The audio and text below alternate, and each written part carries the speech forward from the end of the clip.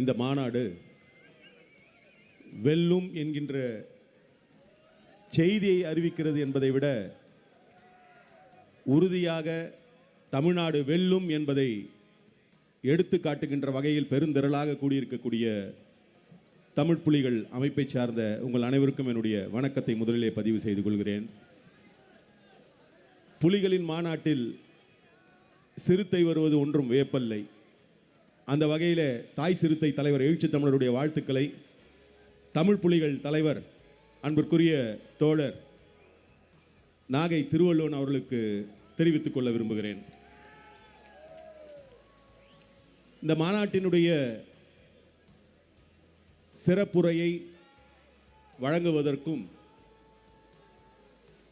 நாளை தமிழ்நாட்டினுடைய முதலமைச்சராக மீண்டும் மாண்புமிகு அண்ணன் தளபதி அவர்கள் பொறுப்பேற்பதை உறுதி செய்யக்கூடிய தளபதிகளில் ஒருவராக இருக்கக்கூடிய மாண்புமிகு அண்ணன் செந்தில் பாலாஜி அவர்களை, மாண்புமிகு அமைச்சர் மருத்துவர் மதிவேந்தன் அவர்களை, பொது வாழ்வில் இன்னும் குறிப்பாக நாடாளுமன்ற ஜனநாயகத்தில் ஒருவர் எப்படி பணியாற்ற வேண்டும் என்பதற்கான அடையாளமாக எடுத்துக்காட்டாக திகழ்ந்து கொண்டிருக்கக்கூடிய மறுமலர்ச்சி திராவிட முன்னேற்ற கழகத்தினுடைய முதன்மை செயலாளர் அன்பிற்குரிய அண்ணன் துரை வைகோ அவர்களே, இதிலே பேசிவிட்டு விடைபெற்று சென்றிருக்கக்கூடிய பல்வேறு அரசியல் கட்சிகளுடைய ஆளுமைகளே, பல்வேறு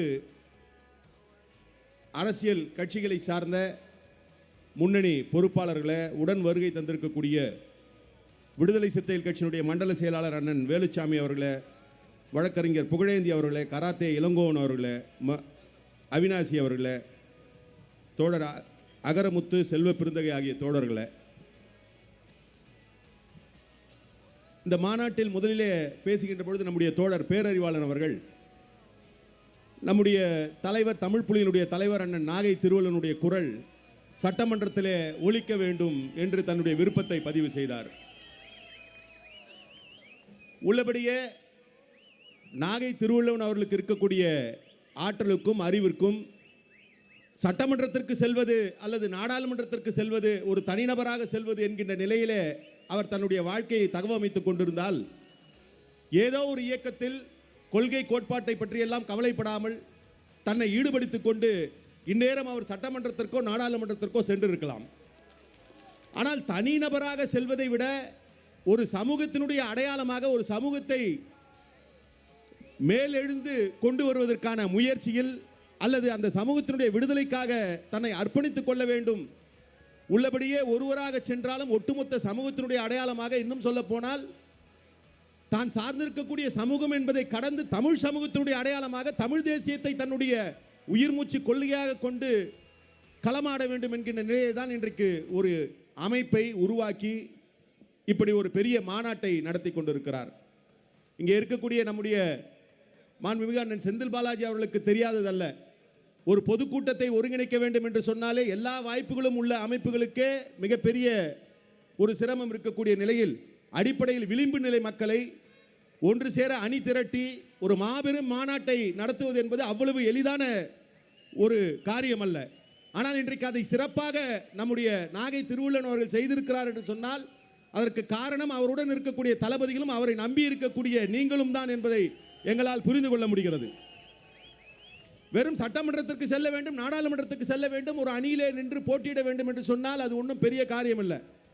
அதற்கு தரகு செய்வதோ அல்லது பேச்சுவார்த்தை நடத்துவதோ என்கின்ற நிலையிலே அது போன்ற நிலையை எட்டிவிடலாம். ஆனால் எந்த கூட்டணியில் இருந்து சட்டமன்றத்திற்கு செல்ல வேண்டும், எந்த கூட்டணியில் இருந்து நாடாளுமன்றத்துக்கு செல்ல வேண்டும் என்கின்ற ஒரு கருத்தியலின் அடிப்படையில் இன்றைக்கு திமுக தலைமையிலான மாண்புமிகு அண்ணன் தளபதி தலைமையிலான இந்த கூட்டணியில் இருந்து தேர்தல் களத்தை சந்திக்க வேண்டும் என்கின்ற நிலைப்பாட்டை எடுத்திருக்கிறார். நான் இங்கே அமர்ந்து கொண்டிருந்த பொழுது என்னிடம் வழங்கப்பட்ட மாநாட்டு மலரை பார்த்து கொண்டிருந்தேன். ஒரு கொள்கை தெளிவோடு கோட்பாட்டு புரிதலோடு இருக்கக்கூடிய ஒரு தலைவர் நம்முடைய தலைவர் நாகை திருவள்ளுவன் என்பதை நம்மால் புரிந்து கொள்ள முடிகிறது. கோவையிலே சமூக நீதி மாநாட்டிலே ஆரம்பித்து சுயமரியாதை மாநாட்டை நடத்தி அரசியல் உரிமை மீட்பு மாநாடு, தலித் இஸ்லாமியர் பாதுகாப்பு மாநாடு, அரசியல் தீண்டாமை ஒழிப்பு மாநாடு, தமிழ் தேசிய உரிமை மீட்பு மாநாடு, பெண்கள் விடுதலை மாநாடு, சாதி ஆணவ படுகொலை எதிர்ப்பு மாநாடு, மாநில சுயாட்சி மாநாடு, மாநில உரிமை மாநாட்டை நடத்தி முடித்துவிட்டு இன்றைக்கு வெல்லும் தமிழ்நாடு என்கின்ற இந்த மாநாட்டை ஒருங்கிணைத்திருக்கிறார். இந்த மாநாட்டின் தலைப்புகள் ஒவ்வொரு தலைப்பிலும் எத்தகைய கொள்கை கோட்பாட்டு புரிதலோடு தான் மட்டும் நடந்து செல்லாமல் தன்னை பின்பற்றி வரக்கூடிய தோழர்களையும் வழி நடத்துகிறார் நாகை திருவள்ளுவன் என்பதை நம்மால் புரிந்து கொள்ள முடிகிறது.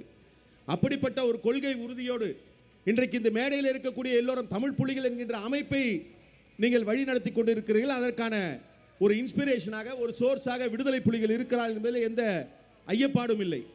இன்றைக்கு திராவிட முன்னேற்ற கழகம், குறிப்பாக முத்தமிழர் கலைஞர் என்கின்ற ஒரு ஆளுமை இல்லை என்று சொன்னால் இன்றைக்கு யார் யாரோ விடுதலை புலிகளை பற்றி பேசுகிறார்கள், தமிழீழத்தை பற்றி பேசுகிறார்கள். இன்றளவுக்கும் தமிழ்நாட்டிலே தமிழீழ விடுதலை வேட்கை இருக்கிறது, தமிழீழ விடுதலை பற்றி புரிதல் இருக்கிறது, தமிழீழ அரசியல் நடைபெறுகிறது என்று சொன்னால் அதற்கு வித்திட்டவர் முத்தமிழர் கலைஞர் என்பதை யாராலும் மறுத்துவிட முடியாது. அப்படிப்பட்ட திமுகவினுடைய பிரதிநிதிகள் இந்த மேடையிலே இருக்கிறார்கள்.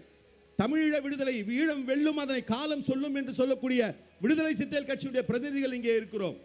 அப்படிப்பட்ட நிலையில ஒரு கொள்கை கோட்பாட்டு புரிதலோடு இருக்கக்கூடிய நாகை திருவள்ளுவன் அவர்களுக்கு எல்லா வகையிலும் திராவிட முன்னேற்ற கழகம் மட்டுமல்ல, திராவிட முன்னேற்ற கழக கூட்டணியிலே இருக்கக்கூடிய கட்சிகள், குறிப்பாக விடுதலை சிறுத்தைகள் கட்சி என்றென்றைக்கும் உறுதுணையாக இருக்கும்.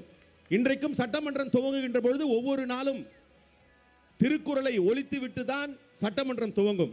முதல் நடவடிக்கையாக திருக்குறள், அங்கே சபாநாயகர் அவர்கள் திருக்குறளை வாசித்து விட்டு அதற்கு பிறகுதான் சட்டமன்ற நிகழ்வு நடக்கும். அடுத்து வர இருக்கக்கூடிய சட்டமன்றத்தில் திருக்குறள் மட்டும் ஒலிக்காது, நம்முடைய திருவள்ளுவனுடைய குரலும் ஒலிக்கும்.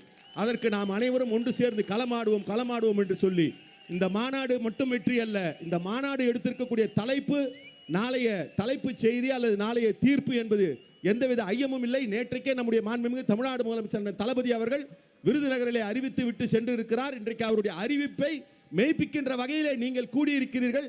நிச்சயம் நம்முடைய நோக்கம் வெல்லும், தமிழ்நாடு வெல்லும். அதனை உறுதியாக நாளை வருகிற காலம் சொல்லும். நன்றி, வணக்கம்.